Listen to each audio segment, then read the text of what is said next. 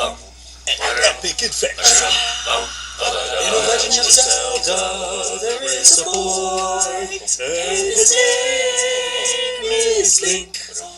He likes to run around fighting evil foes in a faraway land called Hyrule-lu-lululu-lu. After Zelda, sometimes Shiek, she usually gets kidnapped by a pig guy by the name of Ganon. Sometimes uniform, known as Ganon-dorf-d-d-d-dorf-d-d-dorf. Jazz hands. Jazz hands. Yeah. Something like that. If it ain't Mario or Sonic, Pac-Man, Serious Sam, Alex Kidd, Klonoa, Lil Cactus, The Legend of Zelda, Link, Ganon, even Navi and Tingle will probably stand the test of time, 50 years from now and be known and loved as video game characters amongst many. The games are great, except for, a questionable few, but on a whole, people loved The Legend of Zelda. As one of Nintendo's great and successful franchises, it's no wonder gamers get excited when a new title is scheduled to be released. A fellow YouTuber streaming these digital waves known as Peanut Butter Gamer has been coined to creating what we know as Zelda Month. Here, at Imaginary Gamer, I figured, might as well join in on the fun, and do a little bit of something on the side. Today, we'll be looking at a somewhat forgotten title, simply known as Zelda, released in 1988 as a Game & Watch dual-screen standalone.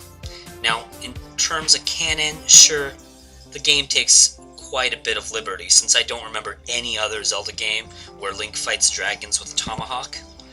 But, questionable story aside, the Zelda Game & Watch personally still stands as a classic and one of the great Game & Watch games. Zelda, not to be confused with Legend of Zelda Game & Watch, which was released in 1989 in the USA, is by far the better of the two, in my personal opinion.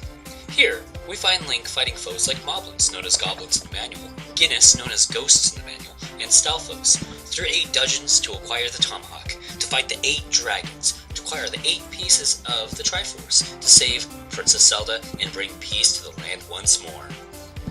Each dungeon gets progressively harder, and once you've beaten the game resets itself at a higher difficulty. Now, for those wondering how I'm able to film these game snippets and play it so smoothly, this game is available to play online at Pick-a-Pick, an online library of registered LCD games, now playable in awe-inspiring Flash. A link is available in the description.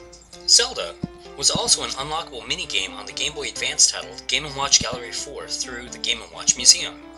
Overall, it's a little hard to review a title like this. In comparison to other Zelda games and handheld games now, it really pales in comparison. But in terms of a Game & Watch title, I think it's absolutely great. It's fun, frenetic, and there's quite a bit of accomplishment felt every time you kill that dragon and get a piece of the Triforce. In comparison to other Game & Watch games, you can even argue there's a storyline. Yeah, a storyline. Sure, it's simple, but there's more story here than, let's say, Octopus and Ball. Alright, here, let me read what the manual says. The havoc caused by 8 fierce dragons is increasing day by day. These dragons have refused to live in peace with man and are fighting against him to rule the world. Now that your sweetheart, Princess Zelda, has been kidnapped by the evil dragons, you have resolved to destroy the dragons. Okay. I have a bias when it comes to Game & Watch games. I love them all, but to be fair as possible, I base my rating against other Game & Watch titles, Tiger handhelds, and any other LCD games I've played over the years. Zelda Game & Watch gets a respectable 8.5 out of 10. The gameplay is fun, varied, and actually feels like Link fighting monsters, and even though there's only a few of them, there's actual items you can pick up. The sounds are basic, but hey, it's a Game & Watch game. Now, on the other hand, the sprites are fantastic for an LCD game. Controls are sharp, and if you die in the game, you can only blame yourself for not being quick enough. It's a surprisingly great Game & Watch title, and if you're curious about it, go play it on Pick-a-Pick. Find a copy of Game & Watch Gallery 4 on the Game Boy Advance, or find one on eBay to start an LCD collection. Or perhaps wait for it to be released as DLC with Nintendo Network. I don't know, take a pick.